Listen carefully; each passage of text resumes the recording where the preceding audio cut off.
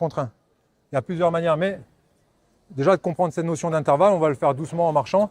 Il faut toujours être positionné face à un intervalle. On va essayer, on va travailler le jeu de 2 contre 2 au milieu avec le pivot, avec des croisés, comme on a essayé de le faire en attaque la première mi-temps.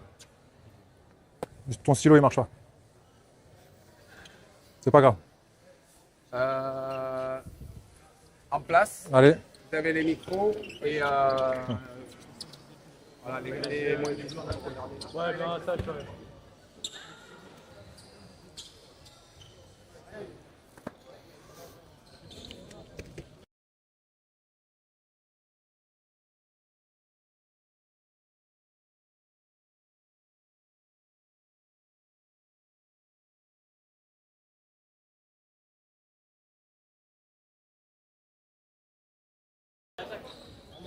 Les bleus en attaque.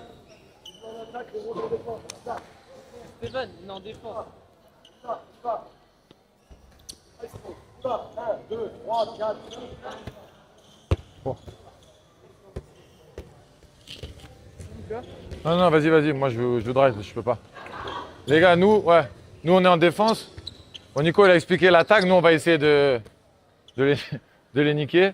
On n'a pas un ballon? Donc nous, Un ballon? l'objectif sur la 6-0, le truc c'est qu'à chaque fois, si Nicolas a la balle, moi je suis en 3, le but c'est que si Nicolas a la balle, moi je suis là, je suis le mec qui est devant, j'ai mon 4 qui est là et mon 5 qui est là. On fait toujours un triangle comme ça, c'est toujours le mec qui est attaqué qui sort un petit peu.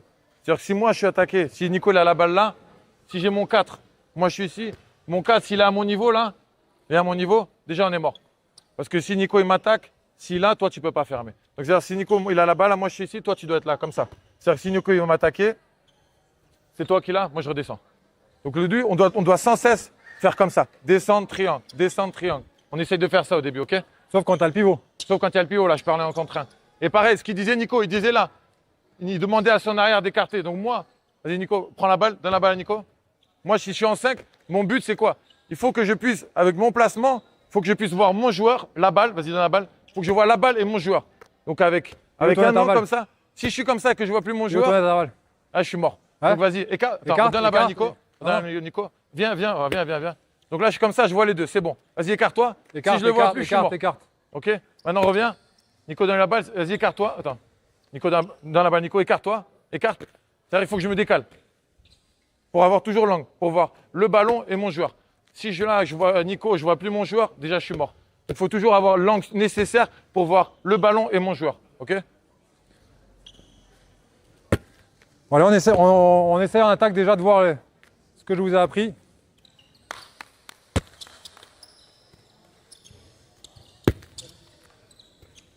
Voilà, écart. Hop, penalty, tu vois là, t'es sorti, t'as lâché le pivot, il est tout seul. J'ai même pas eu besoin d'attaquer. Écarte.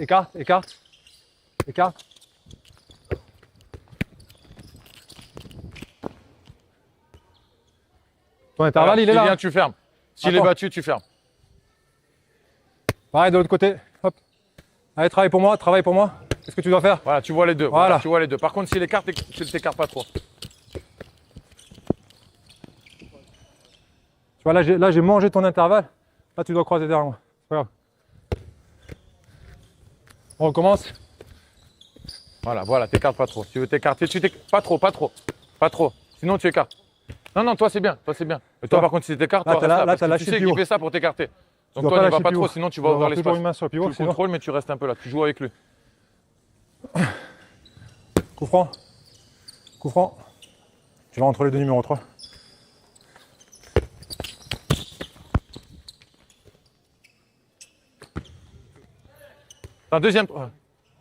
Deuxième truc, les 3 et les 4. Vas-y, rejoue l'engagement.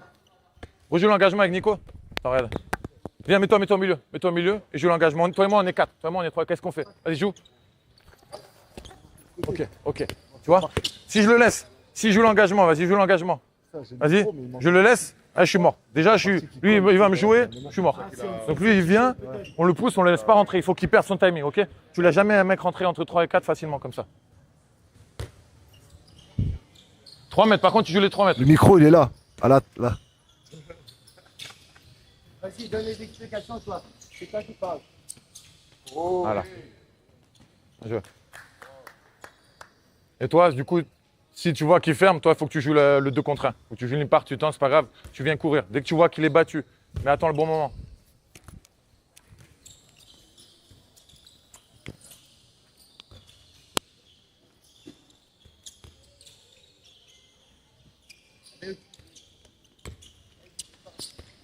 Ok, bien joué.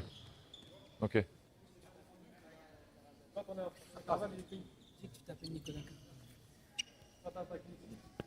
Ouais, alors je vous disais, prenez bien vos intervalles parce que sinon après ça marche pas. Qu'est-ce que tu dis du coup?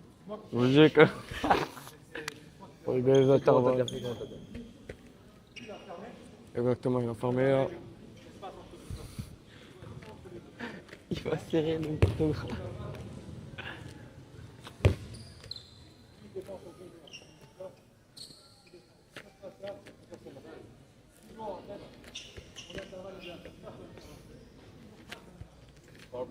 Toujours face à l'intervalle, exactement.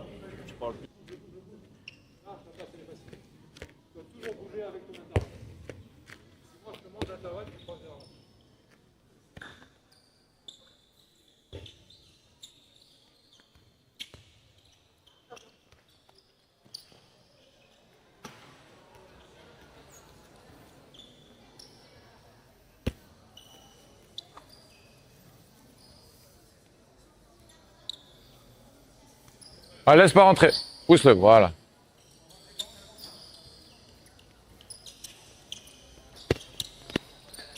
Ok, hop là, dommage.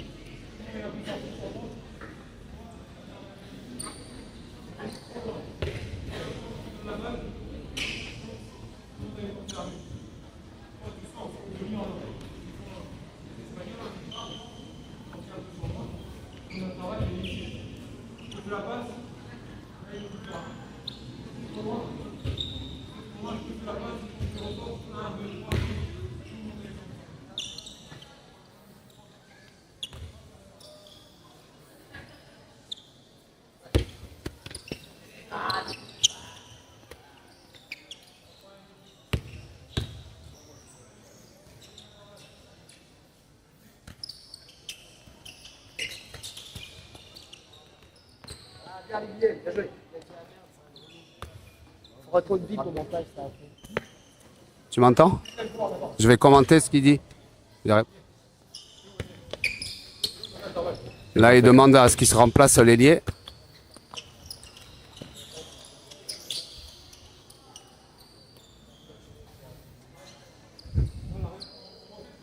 Là, il demande à refaire. Donc, il demande à l'arrière de regarder son intervalle. Donc, il dit, moi, j'ai fixé ces 2 joueurs. Toi, tu te retrouves seul dans cet intervalle.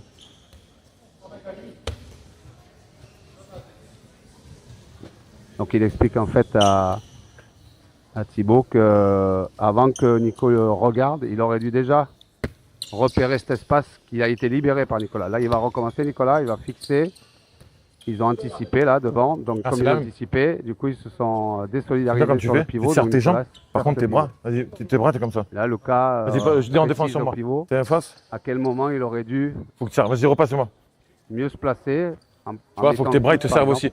T'es pas comme ça. Mais par contre, là, si toi t'es en défense, fais un tour de moi. Tu vois, ton bras il va t'aider aussi. Là, avec tes jambes c'est bien, mais par contre tu serres pas tes bras. Du coup, des fois tu te rends. Donc il faut toujours, tu vois, parce que si j'ai ça. Là, je suis fort. Là, tu vois. Nicolas, lui, si je fais comme ça, là, mon bras, par contre, si je suis comme ça. Au 2 numéro 3. Là, ici, je peux pas me bouger. N'hésite pas à servir un peu plus de tes bras. Comment ne pas subir l'incertitude de. Sans faire un mauvais bloc, hein. Du jeu de Nicolas. Timing. Donc, il explique comment réagir l'un avec l'autre. Donc là, il explique à Flavien qu'est-ce qu'il doit regarder avant que Nicolas vienne attaquer son partenaire.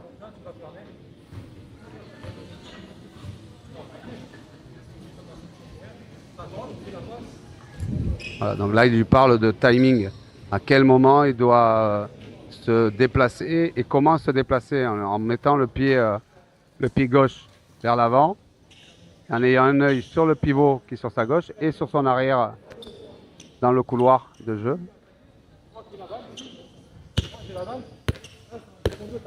Ah, là, il explique là, il va jouer un 2 contre 2.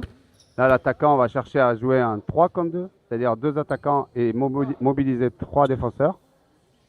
Voilà.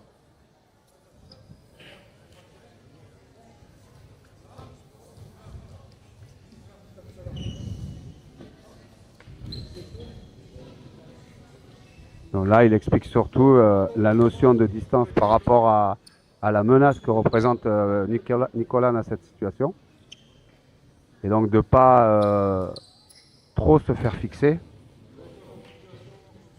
Parce que sinon...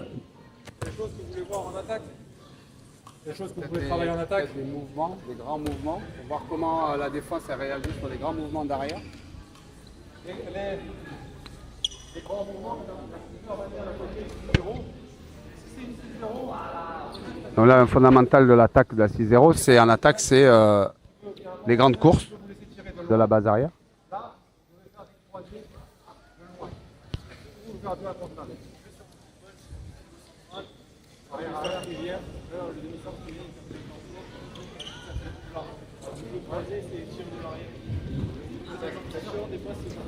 Donc Flavien, il explique que sur les fins de montée de balle, comment ils se placent, ils enclenchent le mouvement dès qu'ils arrivent face à cette défense qui vient à peine de se mettre en place. Voilà. Donc Nicolas, il explique le timing de grande course. Voilà. Il explique la notion de croisée.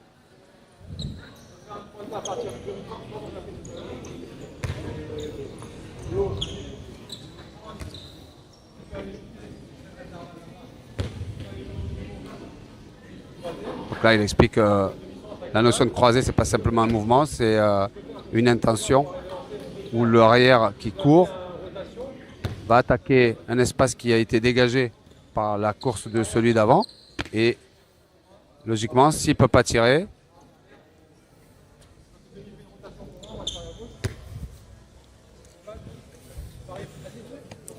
rotation. Donc une rotation, c'est un déplacement sans ballon. Il donne la balle, il se déplace sans ballon à gauche. Nicolas arrive sur une grande course et vient frapper. Il demande au pivot de se placer au cas où son adversaire direct viendrait à libérer l'espace dans son dos, qui profiterait au pivot. Ça ne profite pas, on donne au copain qui arrive sur une nouvelle course dans notre espace, qui prend à contre-pied le déplacement des défenseurs. Et il replace le pivot dans cette suite de mouvements. Voilà, il leur explique au pivot qu'est-ce qui se passe quand Nicolas, par exemple, va attirer la défense vers la droite. Toujours pour qu'il y ait de la continuité. Là, il propose que le demi-centre laisse les arrières croisés entre eux. Voilà, et c'est le demi-centre qui bénéficiera peut-être d'espace.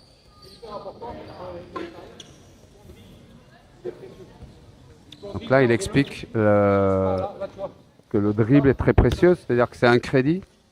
Il ne faut pas utiliser n'importe comment. Voilà. Là, il a utilisé le dribble inutilement. Et alors que selon le comportement du défenseur, il risque d'avoir besoin de ce dribble. Donc là, il ne va pas le poser n'importe quand. Voilà, il vient shooter. Voilà. Le défenseur n'est pas sorti, je n'ai pas utilisé le dribble. Voilà. Donc c'est la notion de crédit. Un crédit d'action. Voilà, là, hop. Deuxième situation, il n'a toujours pas utilisé le dribble. Et là, il va mettre une troisième situation où peut-être il va utiliser le dribble. Hop, il sort. Voilà. Et là, il va utiliser le dribble pour faire autre chose. Voilà. Donc, comme je le disais juste avant, le dribble est un crédit. Et Milan l'utilisait très très mal. C'est-à-dire, il l'utilisait sans utilité, en fait. Et du coup, Nico, refais l'arrière-arrière. Parce que Nico, il a dit, vous avez vu, quand il a fait la passe au pivot, la première passe qu'il a fait tout. Par rapport à cette il a fait, voilà, au-dessus de la tête. C'est la première passe, c'est celle qui arrive le plus vite. Donc en tant que défenseur, vas-y Nico, reprends. Moi, si c'est Nico, quand il arrive, la première passe que je dois bloquer, c'est celle-là. C'est la plus rapide. Là, Luka, après, moi, si je bloque celle-là, après, ça arrive où? Ça peut arriver en bas. Mais si elle arrive en bas, elle arrive plus lentement. Vas-y, refais-la. Donc si je bloque en bas, toi, tu peux m'aider. Parce qu'il a fait la passe à rebond. Si moi j'arrive et que je la prends au-dessus de la tête, c'est ma faute. Par contre, si je bloque en haut, ben là, on a plus de chances de s'en sortir. Le positionnement des bras, il est donc la première passe qu'on ne doit jamais prendre, c'est aux oreilles et à la tête. Apparemment, si on la prend là, c'est 10 pompes. En défense, la première, on doit essayer de jamais prendre au-dessus de la tête. Toujours avoir un bras, les deux. C'est la première passe qui arrive le plus rapidement. Traverserait le défenseur.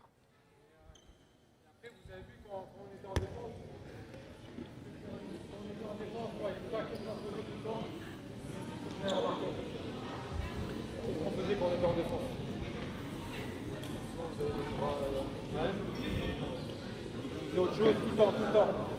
Tu étais avec moi, je faisais quoi en défense? Je parlais. Donc là, Nicolas explique la question de la communication en défense. Il leur demande, mais qu'est-ce que je faisais tout à l'heure quand je jouais? Et il explique bien qu'il parlait. Voilà. Là, il indique, qu'est-ce que je dis à mon partenaire proche? Voilà, j'ai le pivot, mais j'ai aussi le demi-centre. Donc, c'est moi qui vais aller vers le demi-centre, toi, tu vas prendre le pivot. Voilà, là, il a croisé, donc il réindique avec son doigt qui j'ai. Pour que le partenaire proche, s'il n'entend pas, il voit l'intention du défenseur. Donc Nicolas explique que le danger dans une 6-0, c'est le pivot. Parce que ceux qui défendent sur le pivot, le but du jeu, c'est de l'empêcher de glisser dans. Donc là, Nicolas explique que ce qu'il faut empêcher dans une 6-0, c'est que le pivot puisse glisser dans le dos.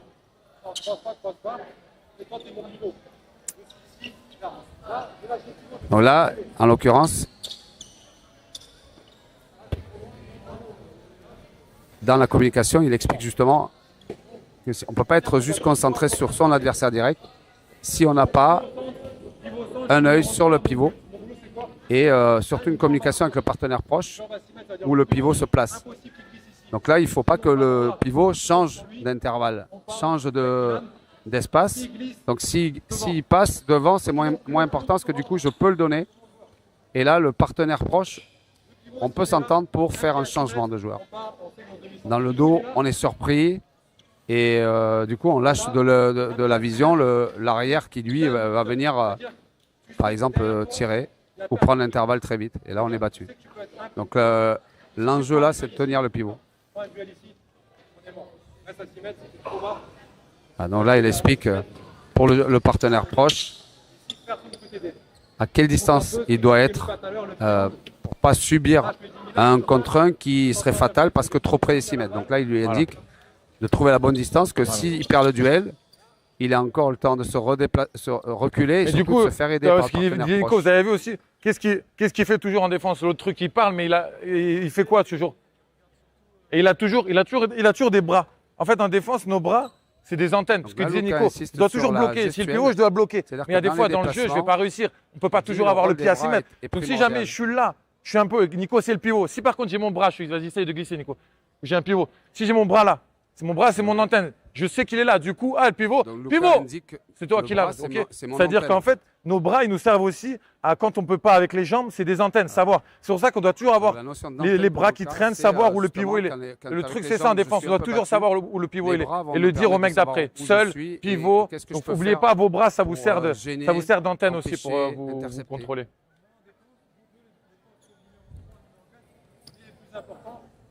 Donc dans cette défense, Nicolas explique que le poste 3 et 4 est le plus important. Parce que justement, ils subissent la recherche de surnombre par le positionnement du pivot. Donc là, encore une fois, Nicolas indique par et la geste et la parole, le positionnement, comment on se parle entre partenaires proches, pour ne pas être surpris, par exemple, par l'entrée d'un ailier. Donc là, quand le pivot s'en va d'un secteur, on doit l'annoncer fort pour que le partenaire proche puisse anticiper, par exemple, et gagner en profondeur sur l'arrière qui serait susceptible de venir tirer. Et du coup, de nouveau triangle. Nico devant, vous êtes où là? C'est toujours ça, toujours le triangle. Il faut toujours qu'il y ait un mec devant. Les bras. Après, dans le duel en défense, lui il est droitier. Moi, je veux toujours l'amener. Je sais que son duel fort, facile pour lui, il est vers là. Je sais que je suis comme ça. Si tu passes là, là c'est plus compliqué.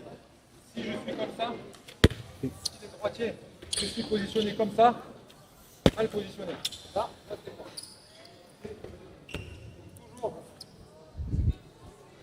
Toujours. Le plus important, la distance et les jambes. Les bras, ils sont là à la fin. Les bras, ils sont là à la fin quand il est proche. Toujours en défense, plus important. Ah. Et à la fin quand il est proche. En fait, ce qu'il dit Nico, c'est qu'en défense, la seule fois où il peut venir me neutraliser, si moi j'arrive, ouais, j'ai les deux jambes en l'air, là Nico il peut venir me tuer. Bon, déjà il y a le dribble. Déjà le dribble, le mec il dribble, il n'a pas dribblé. Là, Lucas explique la neutralisation. Là je suis dans la merde parce qu'il n'a pas dribblé, je veux sortir neutraliser. Lucas explique que le défenseur, quand il est les pieds un petit peu. Non, je vais être en l'air. C'est-à-dire qu'il n'est pas prêt à prendre ses appuis pour déborder, par exemple. Là, je suis dans la merde. Là, je peux essayer de l'attraper. Mais si l'attaquant est bien en position, c'est-à-dire bien sur ses appuis, prêt à déborder ou à sauter, et que l'attitude de Nicolas, là, elle est clairement, je suis prêt. Par contre, du coup, s'il essaie de me prendre le dribble, là, c'est la merde. Et par contre, ce qu'il disait Nico, ok. Et ce qu'il disait Nico, mets-toi en attaque. Moi, en tant que défenseur, si j'ai Nico, c'est le meilleur attaquant du monde. Vas-y, si je vais comme ça, ouais, je suis mort. Je peux pas défendre.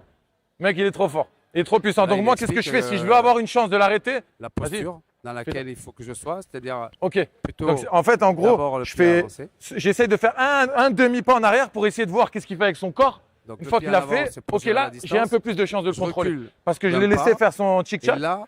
Donc si je vais essayer de l'attraper alors qu'il est, je vais être mort. Le seul truc où je peux l'attraper, c'est je fais les deux pieds en l'air à un moment donné. De passer à gauche, de passer à droite. Ok. S'il a les deux pieds en l'air, là, ok, peut-être que je peux arriver à le neutraliser. Par contre, s'il a les pieds au sol, il faut faire gaffe. S'il a les pieds en l'air, là, il est bien en place. Donc là, je recule, je me place, je mets les bras en avant et je gère à cette distance.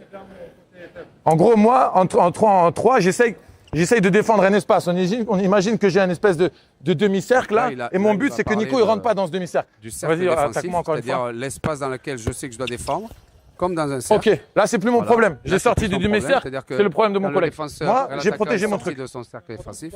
Voilà. Parce que ce que je dis, si tu es au même niveau que moi je l'ai poussé, mais Nico va passer. Il va le donner à celui d'à côté dans le cercle défensif du partenaire proche. Voilà. Ah, on est bon. Donc là, par exemple, le partenaire proche n'est pas dans son cercle défensif. Il est parti sur un autre joueur. Donc là, il va replacer l'attitude du partenaire proche suite à un débordement. Oui, bah, si c'est un bon engagement, c'est pour ça que j'ai dit un demi-pas. J'ai pas dit là, pas trop, tu vois ce que je veux dire. je fais un demi-pas et comme ça, je me protège un peu, tu fais ta première feinte et moi j'essaie de contrôler. Et l'autre truc du coup, en défendant comme ça, ce qui est dangereux, c'est que moi je fais mon demi-pas, ok j'ai Nico, mais si Nico il fait un bon croisé, il vient croiser, le mec il arrive en course, je suis mort.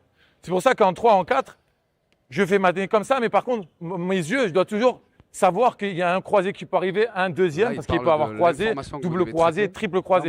Donc ça, il faut aussi que vous l'ayez en tête, c'est qu'une fois que je suis parti comme ça à la première, je sais qu'il y a un croisé qui peut arriver, donc il faut jamais que je reste trop long. Quand je pousse Nico, il faut que je le pousse une petite fois, mais fort. Parce que si je le pousse pas assez fort, il va rentrer. Et si je reste trop longtemps, le mec qui vient croiser, on est mort. Donc quand vous poussez, il faut que ça dure pas longtemps et suffisamment fort pour que le défenseur il recule un peu. Et comme ça, vous contrôlez le gars.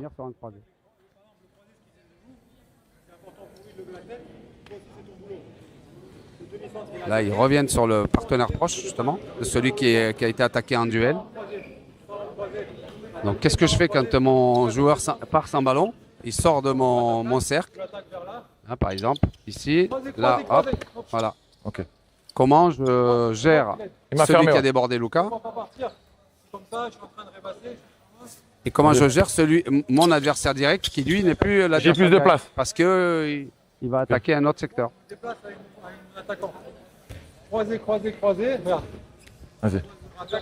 Donc là, il explique à Simon, voilà, hop, hop, Nicolas s'est déplacé pour fermer l'espace à la gauche de Luka. Mais il le fait parce qu'il sait il voit aussi que son adversaire direct s'est déplacé. Et c'est pour ça que Nico il a pu le faire parce que comme je te disais tout à l'heure, parce qu'il était comme ça, il avait le bon angle, il voyait la balle et il voyait son joueur. Donc du coup, si lui il va, ben, il vient fermer. Donc là, il explique aux défenseurs, en fait. Toi, je dis, il faut toujours avoir l'angle, voir le ballon et votre joueur. Voilà. Ouais.